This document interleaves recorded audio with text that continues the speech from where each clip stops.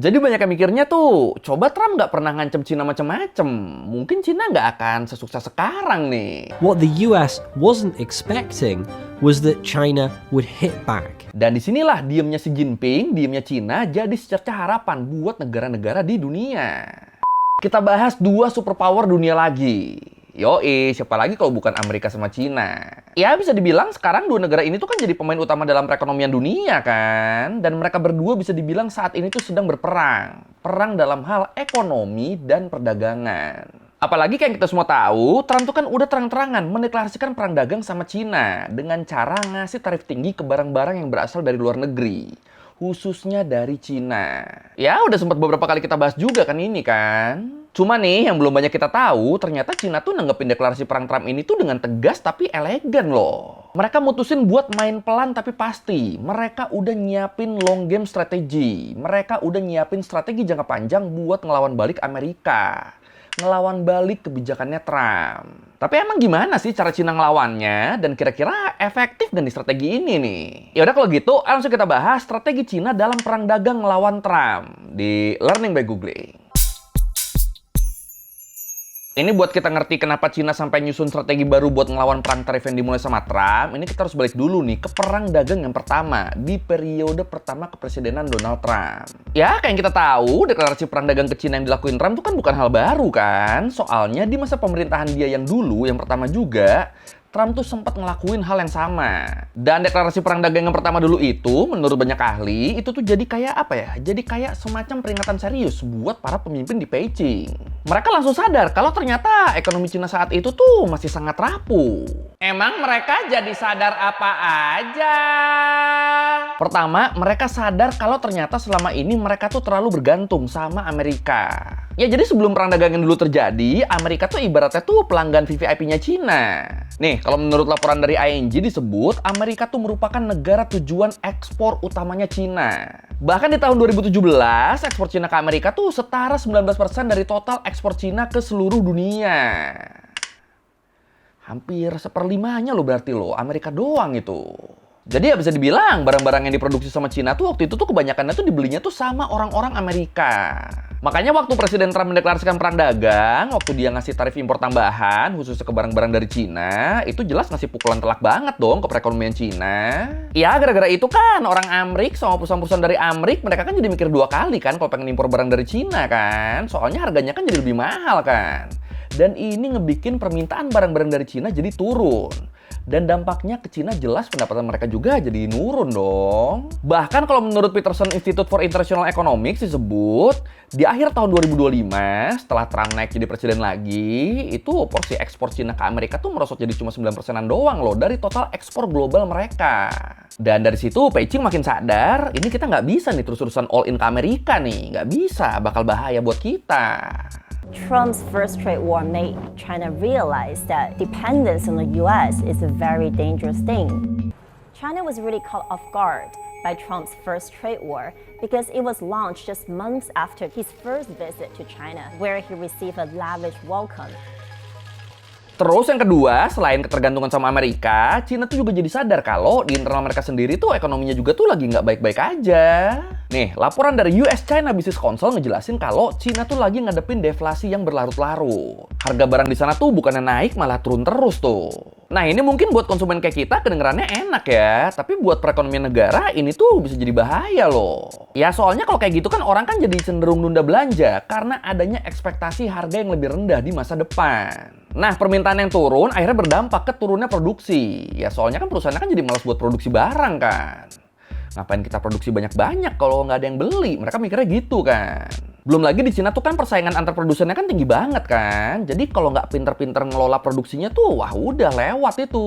Dan gilanya bahkan dengan kondisi kayak gitu, Cina tuh masih ngalamin overcapacity loh. Atau berarti masih banyak banget pabrik yang produksinya ngelebihin permintaannya. Yang buat detailnya pernah kita bahas di video yang ini.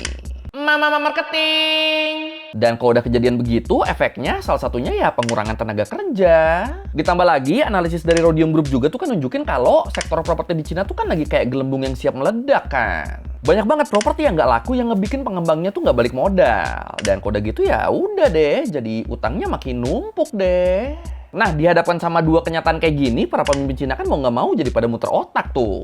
Mereka mikir, mereka nyiapin strategi baru gimana caranya biar mereka tetap bisa cuan tanpa harus bergantung sama satu pelanggan. Atau berarti di sini tanpa harus bergantung sama Amerika doang. Dan singkat cerita, mereka ternyata berhasil nih. Iya, walaupun nilai ekspor mereka ke Amerika tuh anjlok karena kebijakan tarif Trump, tapi secara global Cina tuh malah sukses besar loh. Jadi walaupun ada tekanan tarif dari Amerika, tapi neraca perdagangan Cina tuh tetap bisa konsisten surplus, bahkan nilainya naik terus. Dan lebih kerennya lagi nih, kalau menurut laporan dari pemerintah Cina, di akhir tahun 2025, neraca perdagangan mereka tuh mecahin rekor. Mereka mencatatkan nilai surplus perdagangan yang mencapai lebih dari 1 triliun US dollar dalam setahun. Ini kan edan ya, dapat tekanan dari musuh, bukannya kelar dan nurutin maunya musuh, mereka malah milih ngelawan. Dan akhirnya sukses lagi. Sampai-sampai banyak orang bilang kalau kebijakan Trump ini tuh malah ngebantu perekonomian Cina jadi lebih baik. Jadi banyak yang mikirnya tuh, coba Trump nggak pernah ngancem Cina macem-macem, mungkin Cina nggak akan sesukses sekarang nih. Ya. China's exports to the US fell about 20% last year, but in the end, China had a record trade surplus hitting 1.2 trillion US dollars. Oke, sekarang kita ke caranya nih. Emang gimana sih caranya Cina ngehantam tarif Trump ini? Dan ternyata cara mereka secara teoritis tuh relatif simpel loh. Wah, disebut seenggaknya ada 3 hal yang dilakuin sama Cina. Yang pertama, diversifikasi pasar. Ya ini kan solusi yang secara logis simpel banget kan? Daripada lu fokus jualan ke satu orang, lebih aman lu jualan ke banyak orang. Daripada lu bergantung sama satu negara, mending lu kerja sama-sama banyak negara. Iya kan? Secara logika ini kan simpel banget kan? Jadi ya dengan mindset ini, Cina tuh beneran berani buat ngegeser Amerika dari posisi pelanggan VVIP-nya. Dan mereka jadi lebih fokus sama pelanggan-pelanggan lain yang sebenarnya punya potensi tinggi. Makanya kalau menurut RBC Economics, walaupun nilai ekspor Cina ke Amerika tuh turun, tapi nilai ekspor mereka ke negara-negara ASEAN tuh justru meroket. Sama mereka juga makin nyasar pasar-pasar Uni Eropa dan negara-negara dengan kekuatan ekonomi global besar, kayak misalnya India. Dan ya udah, akhirnya dari sini Cina tuh bener-bener ngasih lihat Amerika kalau dunia bukan cuma punya lu doang kali, dunia bukan cuma punyanya Trump doang kali. Ya itu buktinya, walaupun mereka ditekan sama Amerika, tapi Cina tetap bisa dapat cuan gede dari pelanggan yang lain. Sampai pecah rekor pula tadi kan. Gila. Last year, China's exports to the US fell about 20%. But if you look at India, they jumped 12.8%. To Southeast Asian countries, they rose 13.5%. And to the EU, up 8.4%. Terus yang kedua, fokus sama produk unggulan. Dan ini juga secara logis ya, simple banget kan. Ya lu kalau jualan ya fokus aja sama barang dagangan lu kan. Dan pastiin barang yang lu jual tuh emang barang yang dibutuhkan. Dan lagi-lagi ini yang dilakuin sama Cina. Ya kita tahu lah kalau Amerika tuh kan selama ini kan berambisi banget ya sama yang namanya migas, minyak dan gas. Ya soalnya sampai saat ini migas tuh kan masih jadi sumber energi utama yang dipakai di seluruh dunia kan. Nah di sini terkait ini Cina nggak mau kalah nih. Mereka punya kartu as, mereka punya produk unggulan yang mereka pastiin itu bakal bikin negara lain tergiur. Produk yang namanya rare earth material atau kalau ditranslate itu berarti logam tanah jarang. Apaan tuh? Simpelnya logam tanah jarang ini tuh 17 elemen mineral yang jadi bahan baku krusial buat semua teknologi canggih. Mulai dari HP, laptop, ya pokoknya perabotan elektronik yang kita pakai sehari-hari sampai komponen mobil listrik, bahkan komponen buat bikin jet tempur sama persenjataan militer canggih juga, itu juga tuh pakai logam tanah jarang ini loh. Nah, ya mantap nih, udah kan ternyata logamnya sepenting itu. Terus kalau menurut SPF China Observer disebut Cina tuh nguasain hampir 90% kapasitas pemurnian logam tanah jarang di seluruh dunia. Jadi ya kebayang dong seberapa pentingnya Cina di sini. Itu negara yang ekonominya bergantung sama industri manufaktur, ya jelas mereka butuh banget Cina di sini. Ya namanya 90% kapasitas dunia kan dikuasain sama Cina doang kan. Wah. Malahan di Amerika sendiri, gara-gara kebijakan Trump, itu pasokan logam tanah jarang yang selama ini diimpor dari Cina tuh jadi berkurang. Kayak misalnya kita ambil contoh di kasus pembatasan ekspor mineral kritis di tahun 2024. Jadi waktu itu, walaupun presidennya tuh belum Donald Trump, masih Joe Biden, Amerika sempat resah juga tuh ke Cina tuh. Mereka ngeluarin kebijakan pembatasan penjualan chip canggih ke Cina. Cina langsung respon di sini. Mereka langsung ngeluarin kebijakan tandingan. Mereka ngelarang ekspor mineral kritis kayak gallium sama germanium ke Amerika. Padahal dua mineral itu tuh bahan baku penting dalam pembuatan semikonduktor loh, dalam pembuatan chip. Malah dibatesin sama Cina. Jadi goyanglah produksi chip di Amerika nih. Jadi di sini Cina tuh kayak ngasih peringatan. Woi Amrik, lu orang boleh punya teknologi chip canggih. Tapi apa gunanya kalau lu orang nggak punya bahan bakunya? Dan gara-gara ini yang dirugiin ya siapa lagi kalau bukan Amerika? Ya ini tuh kayak Amerika tuh niatnya tuh pengen neken Cina, ternyata malah mereka yang makin ketekan. Ya. China imposed export controls on several types of rare earth minerals and magnets made of them. These export controls are really inflicting pain on the US manufacturing base because these rare earth magnets are used in everything from iPhones and EVs to big ticket weapons like fighter jets and missiles. Tadi udah yang pertama cari pelanggan baru, terus yang kedua fokus sama produk unggulan. Nah, strategi ketiga yang dilakuin sama Cina, sekaligus yang menurut gua paling edan adalah diem. Iya, jadi kalau menurut satu jurnal yang diterbitin sama Acer, Trump tuh kan punya gaya diplomasi yang transaksional dan seringkali impulsif. Trump sering banget ngelihat hubungan internasional tuh kayak hubungan transaksi jangka pendek aja udah. Jadi suka nggak mikir ke depannya tuh doi tuh. Gimana nih pokoknya nih sekarang nih, mau enggak nih. Suka gitu ke negara lain. Lupa dia efek ke depannya bakal gimana. Makanya kalau kita ngikutin berita belakangan kan banyak banget tuh kan kebijakan Trump yang menuai kontroversi kan. Mulai dari serangan ke Venezuela, ngancem mau ngerebut Greenland, sampai yang masih panas tuh ya perang Iran. Nah, gaya kepemimpinan Trump yang nggak stabil gini tuh ngebikin banyak negara mulai membatasi diri sama Amerika. Mereka takut kalau mereka terlalu bergantung sama Amerika, bisa-bisa negara mereka nih yang next-nya kena dampaknya nih. Makanya akhirnya sekarang banyak negara yang lebih milih buat hedging, milih buat nggak memihak ke satu kubu secara ekstrim. Mereka lebih ke nyari kubu mana yang cenderung lebih aman sama kondisi saat ini. Dan disinilah diemnya Xi Jinping, diemnya Cina jadi secerca harapan buat negara-negara di dunia. Soalnya walaupun sama Amerika, Cina tuh diposisikan sebagai musuh, tapi mereka tuh nunjukin kalau mereka adalah negara yang lebih bijak dengan pemimpin yang lebih dewasa.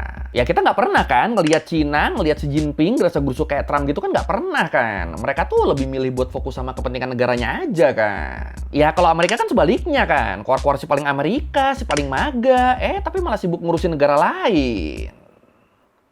Tahu udah maunya apa dah. Dan menariknya lagi, kalau menurut artikel di Taylor and Francis Online disebut, di periode kedua Trump, Xi Jinping tuh bahkan ngubah pendekatannya loh. Dia bener-bener nggak lagi ngeladenin konfrontasi ideologis, tapi lebih fokus ke negosiasi dagang yang pragmatis. Dan ini bisa berubah gini soalnya Cina tuh sadar kalau kita berhadapan sama Trump, yang paling penting tuh bukan adu argumen, tapi ngasih dia, ya dalam tanda kutip, kesepakatan yang bisa dia klaim secara sepihak sebagai kemenangannya dia. Kayak misalnya sekarang Cina diem aja, wah itu Trump seneng tuh, dia malah ngerasa menang tuh. Dia bakal ngeklaimnya tuh kayak, tuh lihat tuh Cina diem aja tuh, berarti dia takut sama kita, mereka nurut sama kita. Trump bakal ngerasa gitu, bakal ngerasa menang telak. Padahal tanpa dia sadari, diemnya Cina itu adalah serangan balik. Diemnya Cina itu tanpa mereka sadar pelan-pelan menggerogoti negara mereka sendiri. Kira-kira kayak gitu tuh. Atau ya berarti di sini Cina secara sadar mereka tuh memposisikan diri sebagai orang dewasa, sebagai mitra yang lebih stabil dan bisa diprediksi di saat Washington blunder mulu. Jadi negara-negara lain tuh mereka tuh pada ngelihatnya, ini Amerika makin kesini makin aneh nih, makin nggak bisa ditebak nih, bahaya buat kita nih. Mending merapat ke Cina aja gak sih? Lebih stabil tuh mereka tuh, lebih dewasa. Yuk. Jadi begitu tuh. Sekali lagi kali ya. President Trump tried to deal a knockout blow to China. What the US wasn't expecting was that China would hit back. China has learned how to play this game, and President Trump knows that. This latest headline coming in from the Supreme Court, global tariffs struck down. Dan selain keberhasilan Cina yang dapat surplus perdagangan yang lebih gede gara-gara ditekan sama Amerika, selain itu ada dampak yang lebih serius lagi nih dari strategi baru Cina dalam ngelawan Trump. Khususnya di sini dampak buat Amerika. Ya, kalau buat kita yang awam, sekilas mungkin kita ngelihatnya Amerika tuh berhasil nurunin impor dari Cina kan. Nah, tapi hasil analisis dari IMF tuh malah nunjukin adanya fragmentasi perdagangan global yang makin jelas, yang makin kelihatan nih hitam putihnya yang mana nih. Iya, keputusan Trump buat perang 1 lawan 1 sama Cina malah makin nunjukin kalau kekuatan ekonomi global tuh ada 2 kubu. Ada kubu Amerika sama kubu Cina. Apalagi tadi strategi Cina kan ternyata berhasil ngatasin tekanan dari Trump kan. Dan di sini Cina tuh ngebuktiin kalau Amerika bukan lagi satu-satunya negara superpower yang nguasain perdagangan dan perekonomian dunia. Dan akhirnya ya tadi itu, buat negara-negara yang selama ini deket sama Amerika, kebijakan Trump tuh justru ngebikin mereka jadi harus main 2 kaki nih.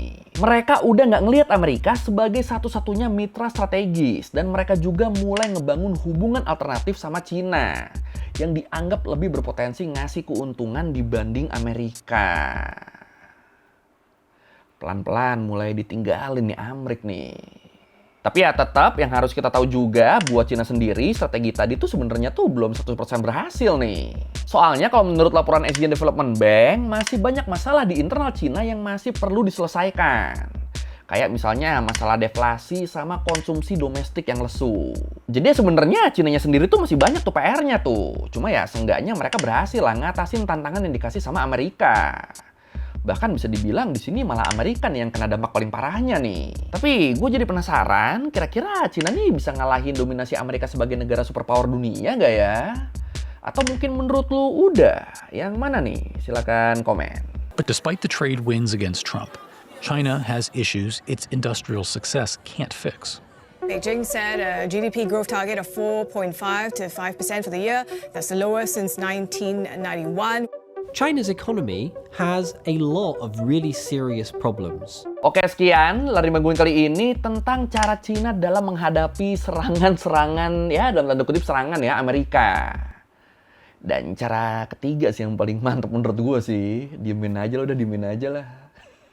Didiemin, nggak dibalik balas serang kan, Amerikanya malah nggak sadar kalau ternyata itu tuh malah menggerogoti mereka sendiri tuh. Bisa gitu ya? Ya, kalau lo merevisi gue salah, atau lo mau nanya, atau lo mau nambahin ke video, bisa tulis di komen, kita juga biasa. Sekali lagi, jangan lupa like, comment, subscribe. Bye.